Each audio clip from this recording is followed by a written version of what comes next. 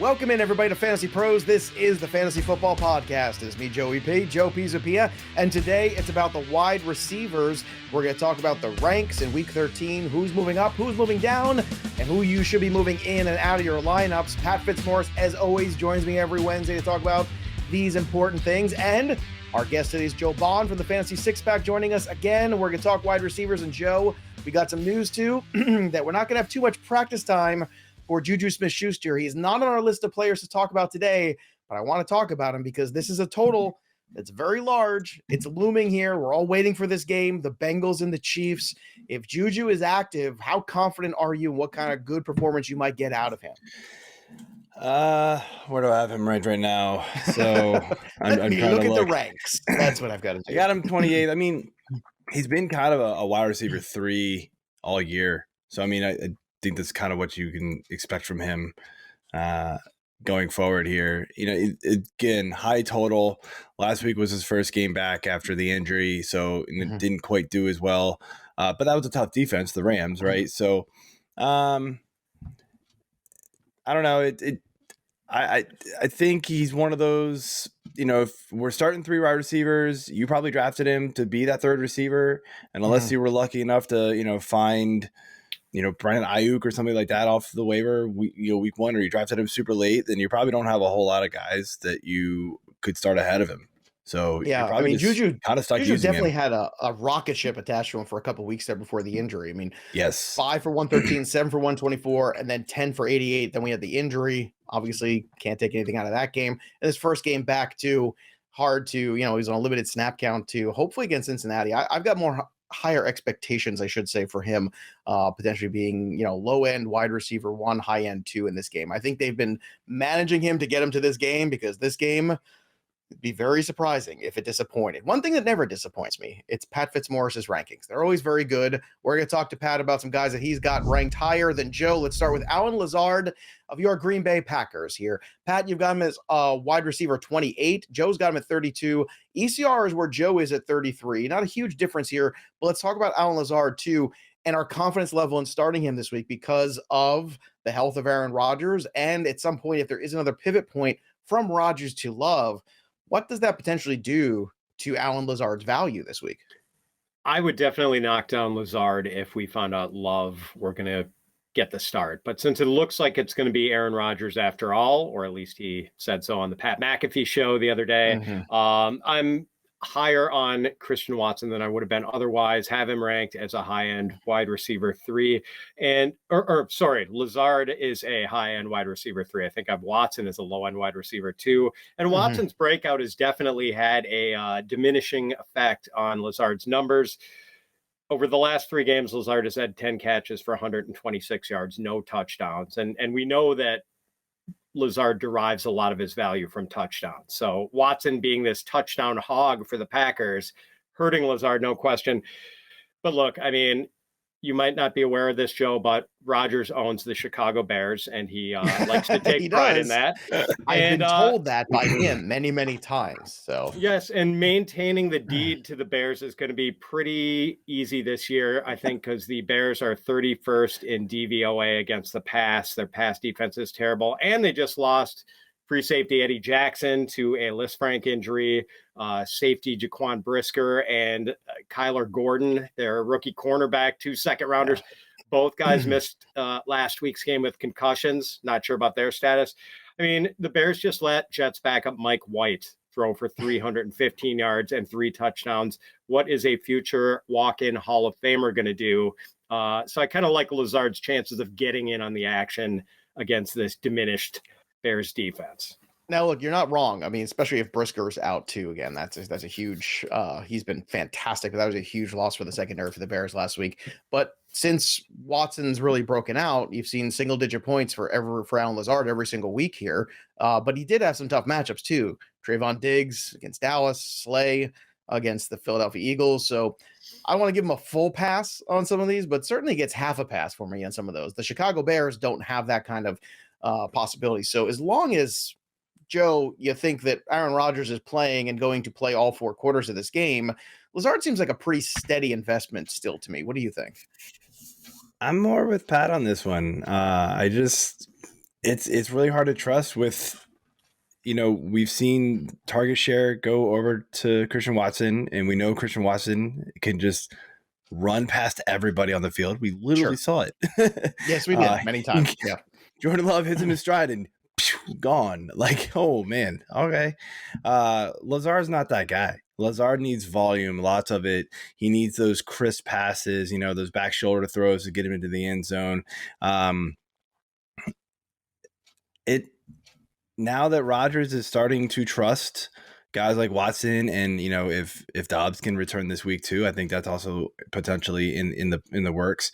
Then that's just another guy, right, to take away from Lazard. So I think having him right around that wide receiver 3 range is probably where he's going to stay for me. And if Love comes in though, like he'll drop even farther. Sure, of course. Drake London is the next guy on the list here. Pat, you've got him at wide receiver 38. Joe's got him at wide receiver 34. ECR is closer to you this week here with Drake London 39. So obviously the Atlanta Falcons offense has been one that's been tough to gauge all year. But Pat, let's talk a little bit about your thoughts this week of what Drake London possibly can give us against the Pittsburgh Steelers, which is a team you can throw the football on. It's just whether or not Atlanta decides they want to actually throw the football. Yeah, you frame it pretty well. I can't blame Joe or anyone else who wants to fade Drake London based on what we've seen. I mean, we probably should be fading him, but I'm a stubborn fool, and I keep ranking London higher than he finishes every week. And theoretically, there should be more target volume for him with Kyle Pitts done for the season, but that didn't really happen last week in the Falcons' first game without Pitts. London targeted on 4 of Marcus Mariota's 25 pass attempts and had 2 catches for 29 yards. So another disappointing game, had his 2-game touchdown streak broken. But, as you said, Joe, the Steelers, you can throw on them. They've given up massive fantasy points to wide receivers, the most of any team to opposing wide receivers this year. They've given up 15 touchdown catches to wideouts, tied with the Chiefs for the most in the league. I mean, I still only have him ranked as a high-end wide receiver 4. So, if you're in a larger league that starts 3 wideouts, yeah, he's definitely in the conversation. And I think that's reasonable for a really talented young wide receiver with a terrific matchup, but we just know that target volume has not cooperated here. So there's room for disappointment without question, and we've had a lot of it this season. Yeah, look, he's really struggled mightily. There've been a couple touchdowns here, 2 of the last 3 games. That's kind of saved his value a little bit to a certain extent. But Joe, I mean, that is the question, right? It's not so much the matchup being good as whether or not Marcus Mariota is going to throw the ball 20 times. Right now, we can't trust that. He might throw the ball 22 times. Is that enough? No, probably not. Maybe if 17 of them are to Drake London, yes. Yeah. No, I mean, besides the fact that, the targets aren't there, even when they are, like when he gets 7 targets, he's catching 3 for 23, right? He gets 6, he catches 5. You're thinking, oh, all right, 38 yards. Does one happen to be in the end zone? Even the next week against Chicago, week 11, he caught 1. It just happened to be a 2-yard touchdown pass. Like, it's not good here. Like, they're relying so much on this ground game, and for good reason. I mean, it's productive, but I think if they want to see this offense really take the next step, they've got to get this passing game figured out. And Mariota clearly doesn't seem like he's the answer. They've lost Pitts for sure, but it's just, I mean, last week you didn't see it go over to London's way. If anything, we saw Zacchaeus get double the targets that London did. So yeah, very weird situation for the Atlanta Falcons offense until they get a real life quarterback in there next year. We'll see if they can bring Drake London's talents to light, because he's a very talented player, but he's limited, to say the least, by Marcus Mariota. Another guy, too, who's been limited most of the year is Corey Davis of the New York Jets. Pat, you've got him at wide receiver 48 this week. Joe's got him at 56. ECR doesn't care about him. They got him at 63. But it's funny because you've mentioned him, and Derek Brown on the podcast earlier this week was talking about Corey Davis and extolling the virtues of Corey Davis and his time on the field. And I know everyone's they're throwing parades here in the New York area for Mike White. But look, I understand that the situation you're going against Minnesota on paper looks good. Mike White's coming off a great game. But even in deeper leagues, is Corey Davis somebody you can feel good about throwing in your starting lineup? In deeper leagues, perhaps you can, Joe. And it might not be a coincidence that Derek Brown and I have a mutual affection for Corey Davis. In fact, he might have somewhat sold me on Corey Davis. Oh, no. Yeah, we collaborate on...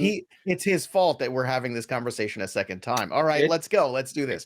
It might be, yeah. So Debro and I collaborate on the FantasyPros waiver article each week, and he argued for the inclusion of Corey Davis this past week, and he made a good case. So Corey Davis is listed as one of our waiver targets.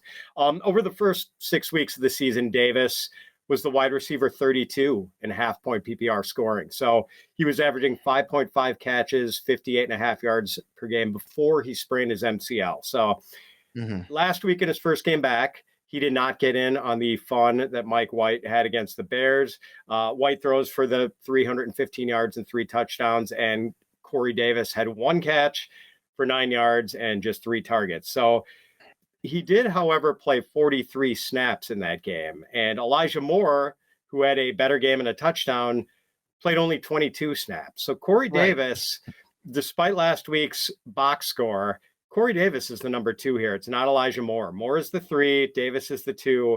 I'm not necessarily arguing that Davis is better than Elijah Moore. I am an Elijah Moore fan.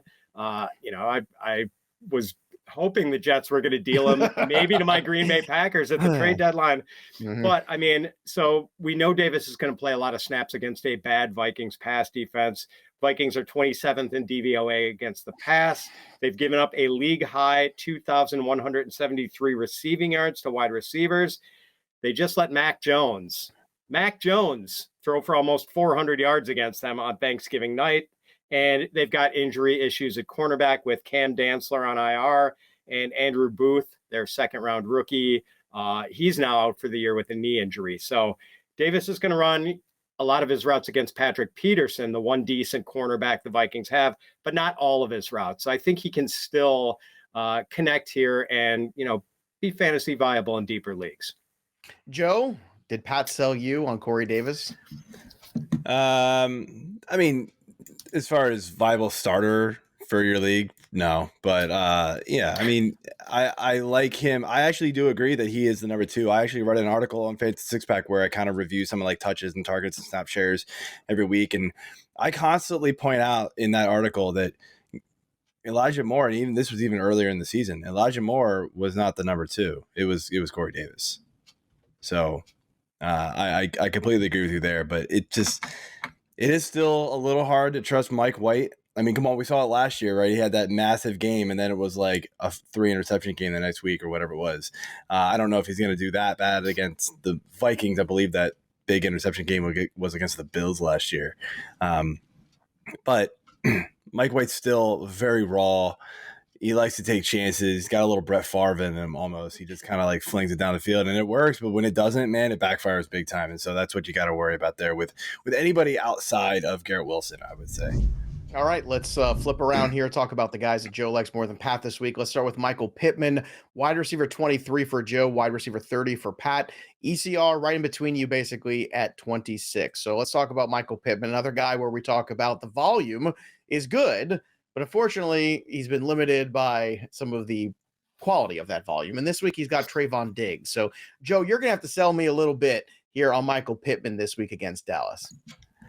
I mean, we're still only talking wide receiver 23, so it's not like I'm, throwing him out there like, oh, he's a must start. You might have 2-3 guys ahead of him on your team.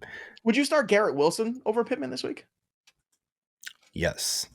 Okay. I see Pat nodding his head. Yes. For those of you who are listening on the podcast, not watching on the YouTube channel. So just throwing that out there for people with the confidence level where we're at, taking the temperature of the room. But so give me a little bit more, Michael Pittman. Let's say you do have to start him. Where do you see the potential, boon coming from? We know this Dallas defense has been phenomenal. Diggs has been better this year, but he's still beatable, right? I mean, he likes to go for the interceptions. I mean, that's his game, and he gets on the ESPN a lot. It's fine, whatever. Pittman's target share is almost unbeatable. Like it's so high. It just you said it, like the quality of those targets has been bad. But, when you get into that back end wide receiver 2, high end wide receiver 3 range, you can give me a guy who's going to get 8 to 12 targets. I'm taking him over almost anybody else in that range, Pat, every week. Of course, Joe's talking about target volume, and that's something that's always safe with Pittman. But it does feel like this is not a great week for a whole lot of upside when it comes to Pittman. Do you agree with that sentiment? Is that built into your rankings? We've had a lot of weeks where he has not given us a lot of upside, Joe. So yes, I'm with you on that. I'm definitely docking him some for the matchup, but that's really not the only reason I'm kind of down on Pittman. He's averaging 10 yards per catch this year. Mm-hmm. Like, there just have not been a lot of big plays. His average depth of target has gone from 9.8 yards last year to 6.5 this year. Like, he is being used as a short area receiver. And the touchdown he scored against the Steelers on Monday night was his first since week 1. He's another guy like Kareem Hunt, A.J. Dillon, who vacated the end zone for quite a while before finding it again in week 12. There's just not a lot of sizzle here. It's mostly been an empty volume. Yeah, he's on a 105 catch pace, but man, not doing a lot of damage on those catches. He's barely going to clear 1,000 yards at this rate. Here's another deep dive guy here. We talked about Corey Davis. How about Mack Hollins? Pat's got him at 45, but Joe, you've got him at 41. ECR is actually 47. Look, Mack Hollins right now seems to be the clear number 2 guy for whatever that's worth in this Las Vegas Raiders attack. Obviously, we haven't gotten anything out of Renfrow this year or Darren Waller, really. So what are your thoughts here on Mack Hollins for those people who might be a little desperate in terms of needing somebody to stream here? Is Hollins a guy that you could throw in there and feel good about this week? Feeling good about it, probably not the right choice of words, but okay. I mean, again, the number 2 on this offense, which clearly this offense is running through Josh Jacobs and Devontae Adams. I mean, like, anybody secondary, you're just kind of hoping for touchdown upside.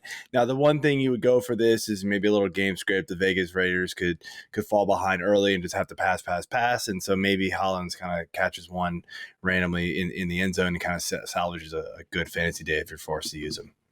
Well, here's the thing. 4 out of the last 6 weeks in PPR leagues, he's got double-digit points, which you'll take that in a spot where you're in a bind, Pat. Is this a scenario here against the Chargers where you could look at Mack Hollins and say, yeah, he's an 11-point, 12-point guy. I can live with that this week? That's the upside. I see him as sort of a poor man's Gabriel Davis with bigger hair. Like bigger hair, nice. Very much poorer than Gabriel Davis, but I feel you. I know where you're coming from here. Yeah, so in the 3 games that Hunter Renfrow has missed for the Raiders, Hollins has had 12 catches, 133 yards, 1 touchdown on 20 targets. So there's been decent target volume here. I mean, he's not going to have these sort of double-digit targets that some other guys get because Devontae Adams sucks up so much oxygen in the Raiders passing game. But at least it's a fairly skinny usage tree here with no Renfrow. So you basically got a lot of targets for Devontae Adams, some for Moreau, some for Hollins, some for Josh Jacobs. That's about it. And, I mean, Hollins has been the wide receiver 37 in that little stretch that Renfrow has missed. And the Vegas total for Chargers Raiders is 50.5. Looks like it's going to be a shootout. So, there's some touchdown upside here. Not a guy I'd be thrilled about starting, but in a deeper league, sometimes it's any port in a storm.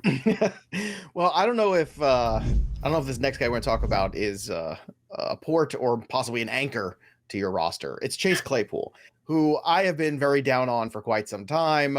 I was not high on him just because he got dealt to the Bears, and I'm not high on him now just because Darnell Mooney is gone for the rest of the year. I am not one of these plus by minus automatically kind of fantasy analysts. Now, Chase Claypool certainly has the opportunity to carve out a little bit more. Joe, you've got him as wide receiver 49. Pat's got him at 55.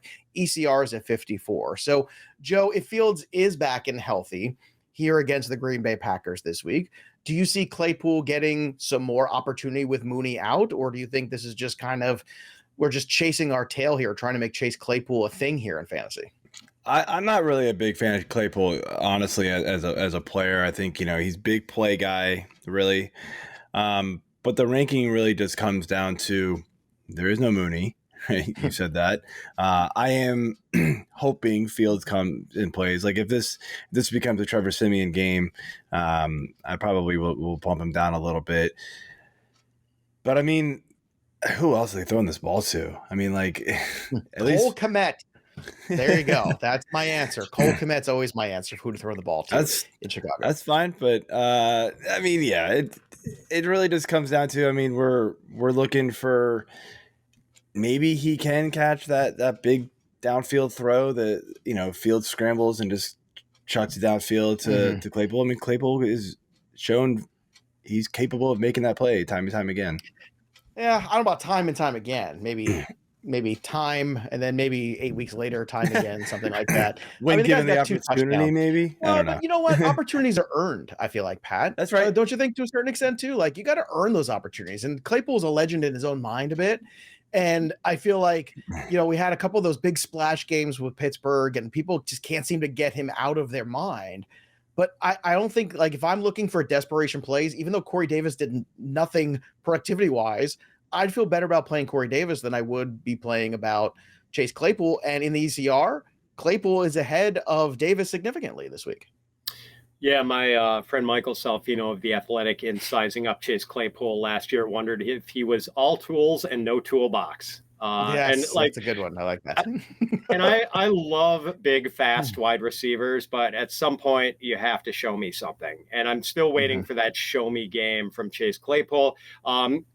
We did see a big increase in his snap share last week. He had been below 50% in his first 3 games with the Bears. Last week, he was up to 67%. That's good.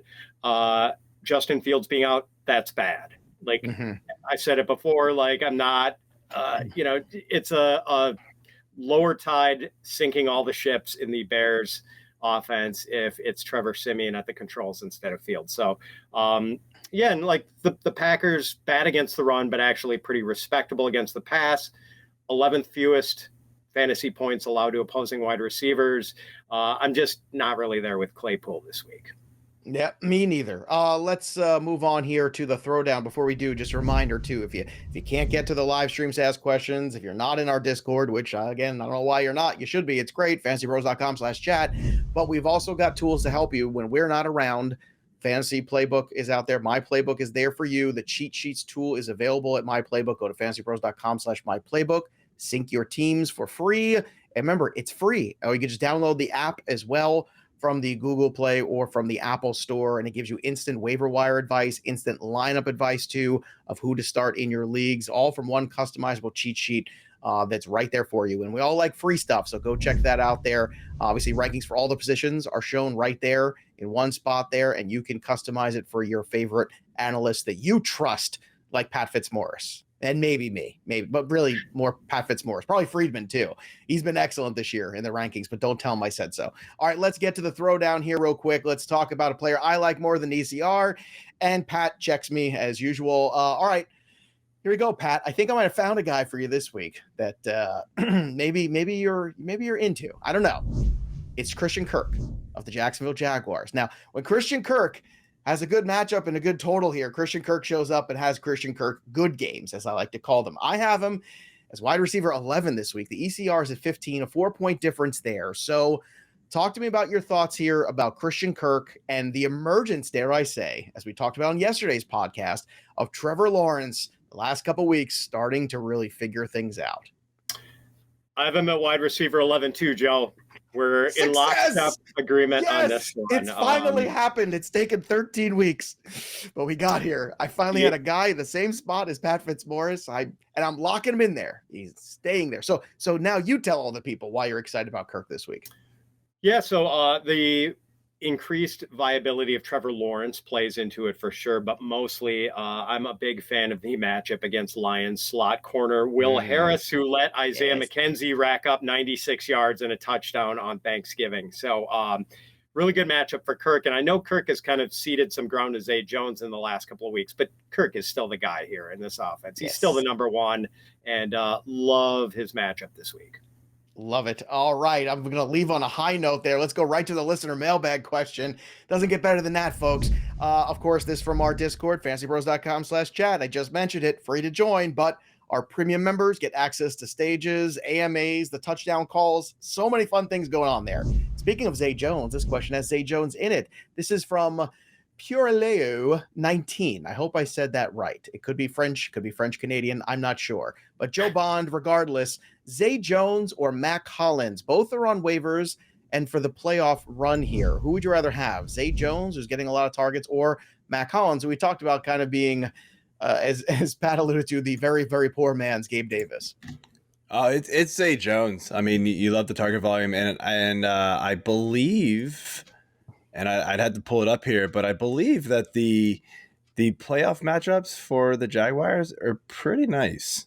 Yes, we have them. I might be mixing that up with. Well, with we have them else. right here for you. It is actually a little tougher here for the Jags. I'm thinking again, of somebody it depends else, on who it is. We got Dallas, the Jets, and then Houston if you get to Houston.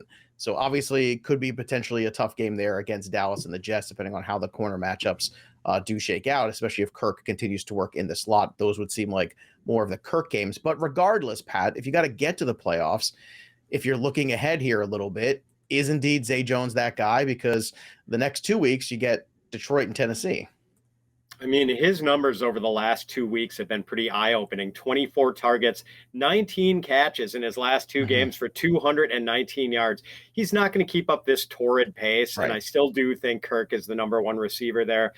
But Zay Jones certainly has my attention here. And, as much as I like Mack Hollins, Zay would be the guy for me.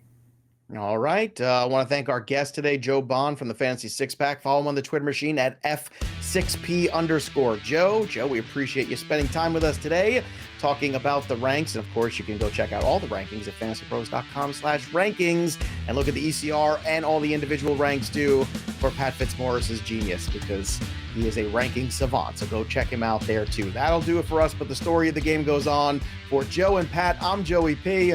We'll see you next time, kids. Thanks for tuning in to the Fantasy Pros YouTube channel. Don't forget to check out our featured videos. And while you're at it, make sure to follow us on Instagram, Facebook, and Twitter at Fantasy Pros, so you can get the latest news and updates to give you the edge you need in your fantasy league.